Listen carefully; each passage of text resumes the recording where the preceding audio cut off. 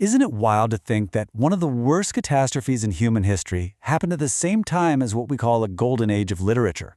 It's a crazy paradox. The late 14th century gave us Geoffrey Chaucer, but it also gave the world a Black Death. So let's dive into this story of how an unbelievable tragedy completely reshaped society and, somehow, inspired some of the greatest stories ever told. Here's our roadmap. First, we're going to try to get a handle on the sheer scale of this thing. Then, we'll see how it flipped society on its head and inspired some really dark new kinds of art. We'll look at how storytelling itself became a way to survive for writers like Boccaccio. And finally, we'll see how the plague's echo is, believe it or not, still with us today. All right, let's kick things off with part one, a world-changing catastrophe. To really get why the Black Death had such a massive impact on everything that came after, you first have to wrap your head around the numbers. And honestly, they're so big, they're almost impossible to imagine. So we're not talking about just another bad disease here. The Black Death was a true world-altering event, the single most fatal pandemic in recorded history. It was caused by a bacterium, Yersinia pestis, and when it hit Europe in 1347, it just changed everything. Get a load of this number, 30 to 50%. That's the estimated percentage of the entire population of Western Europe that was wiped out. In some places, it was way higher. I mean, can you even imagine? Look around you. Picture 1 out of every 2 or 3 people you know just gone. That's the level of devastation we're dealing with.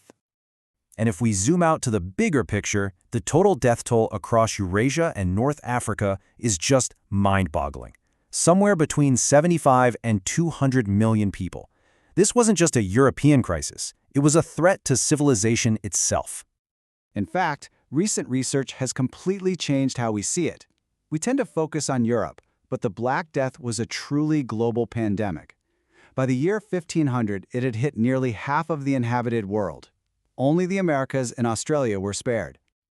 So what happens to the world after something like that? It doesn't just go back to the way it was. It can't. The survivors woke up in a totally new reality. This brings us to part 2, society turned upside down. And the effects were everywhere. People's faith was shaken to its core, leading to huge religious upheavals. The social and economic order was transformed because with so few workers left, peasants suddenly had real power. And for our story, it sparked these massive cultural shifts as people desperately tried to make sense of it all through art and writing. Which leads us right into part 3, a new dance of death. I mean, how do you process a world where death is everywhere all the time? Well, for the people who lived through it, one of the main ways was through art, and a pretty fascinating and morbid new trend started to emerge. It was called the dance macabre, or the dance of death. This became a super popular theme. You'd see these incredible images of skeletons dancing around, leading everyone, and I mean everyone, popes, kings, merchants, peasants, right to their graves. And what this art was really saying was something totally radical for the time. In a world with a super strict social hierarchy, the plague was the one thing that didn't care who you were. Death became the great equalizer. It came for everybody. And this art really hammered that terrifying new truth home. So art was one way to cope. But what about stories? That brings us to part 4, Boccaccio's Great Escape. We're going to look at how this new obsession with mortality led to one of the most important books of the era, a book that literally uses storytelling as a shield against the horror. We are talking about the Decameron. It was written by Giovanni Boccaccio right after the plague tore through his hometown of Florence. The pandemic isn't just a backstory, it's the entire setting, making it one of the most immediate literary responses to the crisis we have. And the premise is so simple, but so brilliant. You got 10 young, rich Florentines who flee the city and all its death and decay.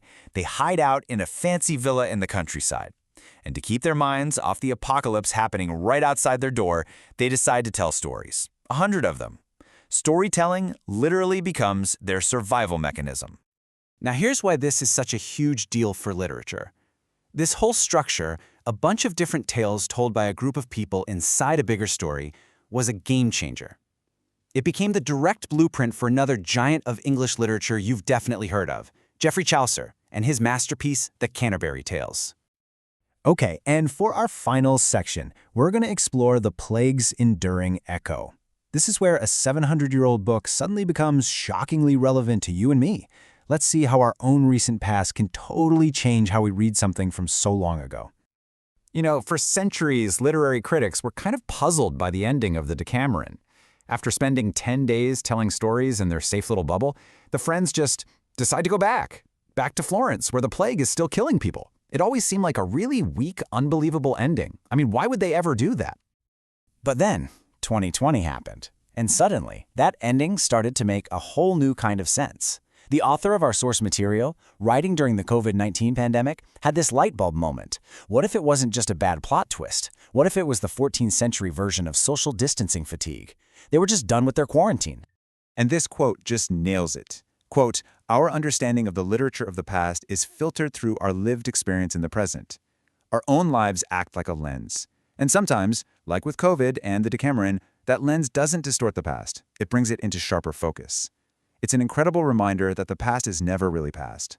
So, all of this leaves us with one last pretty big question, a thought that connects their pandemic right to ours.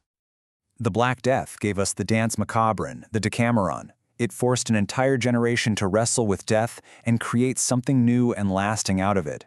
So the question for us is, can our own pandemic do the same? Can we also find a way to transform all that trauma and uncertainty into art? It's definitely something to think about.